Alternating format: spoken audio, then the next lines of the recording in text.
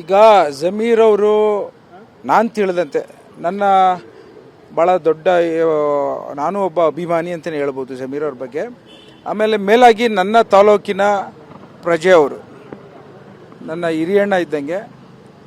ಇವತ್ತು ಜಮೀರಣ್ಣ ಅವರು ವಿಚಾರದಲ್ಲಿ ನನಗೇನು ಸಂತೋಷ ಅಂತಂದರೆ, ಮಾನವೀಯತೆಯ ಒಂದು ದೃಷ್ಟಿಲಿ ನೋಡಿದಾಗೆಲ್ಲ ಭಾಳಷ್ಟು ಜನ ಬಡವರಿಗೆ, ಭಾಳಷ್ಟು ಜನ ದೀನ ದಲಿತರಿಗೆ ಆರ್ಥಿಕವಾಗಿ ಸಹಾಯ ಮಾಡಿರೋಂಥದ್ದನ್ನು ನೋಡಿದ್ದೇನೆ. ಭಾಳಷ್ಟು ಜನ ದುಡ್ಡಿರೋರು ನೋಡಿದ್ದೇನೆ. ಅದರಲ್ಲಿ ಇವರು ಸಹಾಯ ಮಾಡ್ದಂಗೆ ಯಾರು ಕೈ ಎತ್ತಿ ಮಾಡೋಂಥ ಒಂದು ಶಕ್ತಿ ಎಷ್ಟು ದೊಡ್ಡದಾಗಿ ಬಂದಿದೆ ಅಂತ ನಾನು ನೋಡಿರೋಂಥದ್ದು ಹತ್ತಿರದಿಂದ.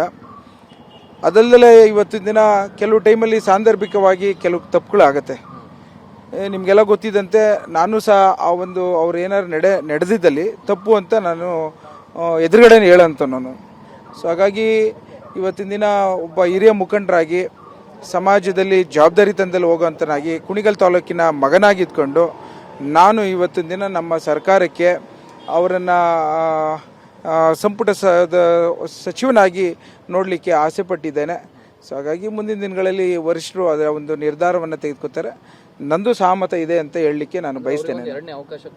ಅಫ್ಕೋರ್ಸ್ ತಪ್ಪು ಮಾಡಿದರೆ ಡಿಸಿಪ್ಲಿನ್ ಮಾಡಿ, ಅವ್ರೇನು ತಪ್ಪಾಗಿದ್ದು ಕರೆದು ಡಿಸಿಪ್ಲಿನ್ ಮಾಡಿಕೊಂಡು ಈ ಥರ ತಪ್ಪಾಗಿ ಕೂಡ್ದು ಅನ್ನೋದನ್ನು ಹೇಳಿ ಒಂದು ಅವಕಾಶವನ್ನು ಮಾಡಿಕೊಡ್ಬೇಕು ಅಂತ ಹೇಳಿ ನಾನು ಸಹ ಒತ್ತಾಯ ಮಾಡ್ತೇನೆ.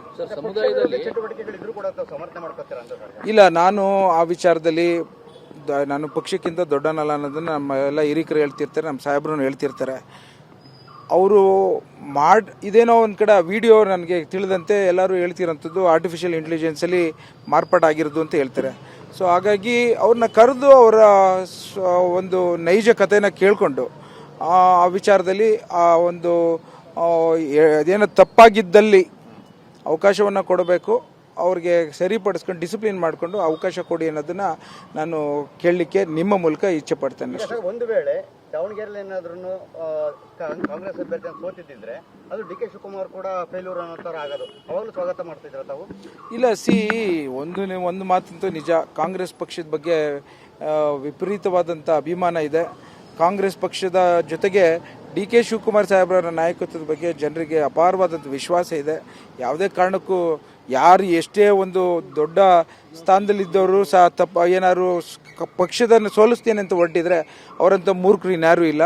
ಸೊ ಹಾಗಾಗಿ ಯಾವುದು ಈ ವಿಚಾರಕ್ಕೆ ಕಾಂಗ್ರೆಸ್ ಪಕ್ಷ ಶಕ್ತಿಯುತವಾಗಿ ಇವತ್ತು ನಡೀತಾ ಇದೆ ಅಂತ ಹೇಳಬಲ್ಲೆ ನಾನು. ಸರ್, ಈಗ 20 ಸ್ಥಾನಗಳು ಸಚಿವ ಸ್ಥಾನ ಉಳ್ಕೊಂಡಿದೆ.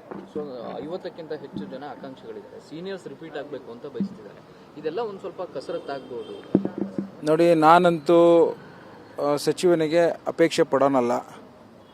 ಒಂದು ವಿಚಾರ ನನ್ನ ದೃಷ್ಟಿಯಲ್ಲಿ ಏನು ಅಂತಂದರೆ, ಇದೊಂದು ಸಚಿವ ಸ್ಥಾನ ಒಂದು ಜವಾಬ್ದಾರಿ ಸ್ಥಾನ. ಎಲ್ಲೋ ಒಂದು ಕಡೆ ಹಿರಿಕರಿಗೂ ಒಂದು ಅವಕಾಶ ಕೊಡಬೇಕು, ಯುವಕರಿಗೂ ಒಂದು ಅವಕಾಶ ಕೊಡಬೇಕು. ಅದರಲ್ಲಿ ಇವತ್ತಿನ ದಿನ ನೀವೆಲ್ಲ ಕಂಡಂತೆ ಭಾಳಷ್ಟು ಜನ ಯಂಗ್ಸ್ಟರ್ಸ್ಗಳು ಆಸೆ ಪಟ್ಟಿದ್ದಾರೆ.